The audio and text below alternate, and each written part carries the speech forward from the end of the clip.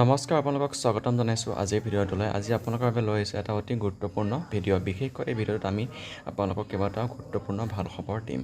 প্ৰথম কথাটো হৈছে DEE ভেৰিফিকেশ্যন কেতিয়া হ'ব আৰু LP UP expected cut of কিমান হ'ব আৰু মেৰিট লিষ্ট কেতিয়া মানে প্ৰকাশ পাব।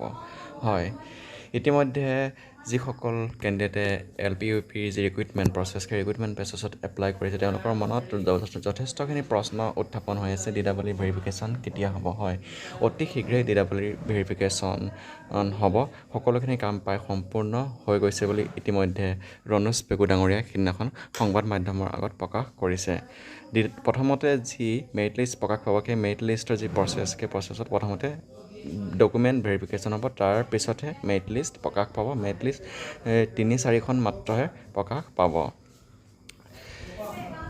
যিটো DEE ভেৰিফিকেশ্যন সেই ভেৰিফিকেশ্যনটো আগষ্ট মাহৰ ভিতৰতে অতি সোনকালে আগষ্ট মাহৰ ভিতৰতে ভেৰিফিকেশ্যনখিনি হ'ব, তাৰপিছতে মেৰিট লিষ্ট প্ৰকাশ পাব।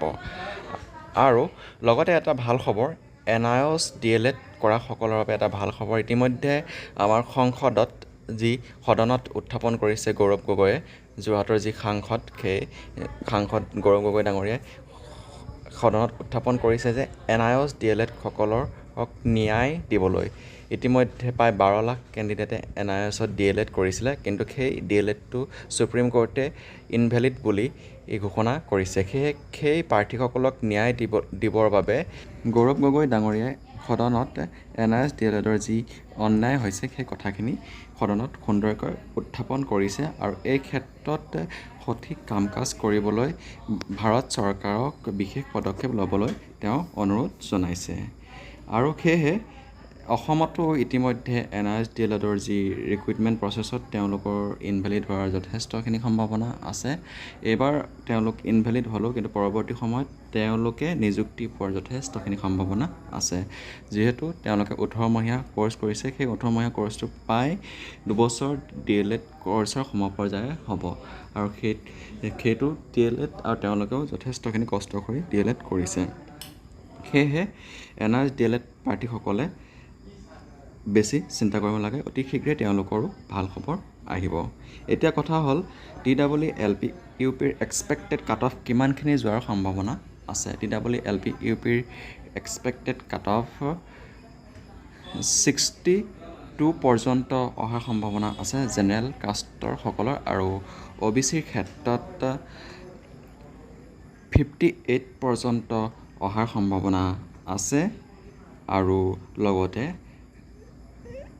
SCৰ ক্ষেত্ৰত 56 পৰ্যন্ত কাট অফ নমাৰ যথেষ্টখিনি সম্ভাৱনা আছে, আৰু লগতে ST প্লেইনসকলৰ 54 পৰ্যন্ত কাট অফ নমাৰ যথেষ্টখিনি সম্ভাৱনা আছে কোনো ডিষ্ট্ৰিক্টত, আৰু ST হিলসকলৰ প্ৰায় সকলোখিনি নিযুক্তি পোৱাৰ সম্ভাৱনা যথেষ্টখিনি আছে, আৰু PWD সকলৰ যথেষ্টখিনি নিযুক্তি পোৱাৰ সম্ভাৱনা আছে, আৰু যিসকল ট্ৰাইবছৰ আছে তেওঁলোকৰ যথেষ্ট কম যাব কাট অফ। কিছু পৰিমাণে কাট অফ এবাৰ কমিব, যিহেতু এইবাৰ NIOS DLEDখিনিও এই নিযুক্তি প্ৰক্ৰিয়াৰ পৰা বঞ্চিত হৈছে। লগতে যি LPৰ ক্ষেত্ৰত BEd প্ৰাৰ্থীসকলো নিযুক্তিৰ পৰা LP ৰিক্ৰুইটমেণ্টৰ এপ্লিকেশ্যন প্ৰচেছৰ পৰা বঞ্চিত হৈছে। সেয়েহে LPৰ ক্ষেত্ৰত কিছু কাট অফ কমাৰ সম্ভাৱনা আছে, নথকা নহয়। এয়া আছিলে আজিৰ ভিডিঅ'টোৰ কিছু কথা। এনেকুৱা ধৰণৰ ভিডিঅ'সমূহ পাই থাকিবলৈ আজিয়ে আমাৰ চেনেলটো ছাবস্ক্ৰাইব কৰি ল'ব নাপাহৰিব, আৰু যিসকলে এতিয়ালৈকে আমাৰ চেনেলটো ছাবস্ক্ৰাইব কৰি দিয়া নাই তেওঁলোকেও আজি আমাৰ চেনেলটো ছাবস্ক্ৰাইব কৰি দিয়ক। আজিলৈ ভিডিঅ'টো ইমানতে সামৰণি মাৰিছোঁ। ধন্যবাদ।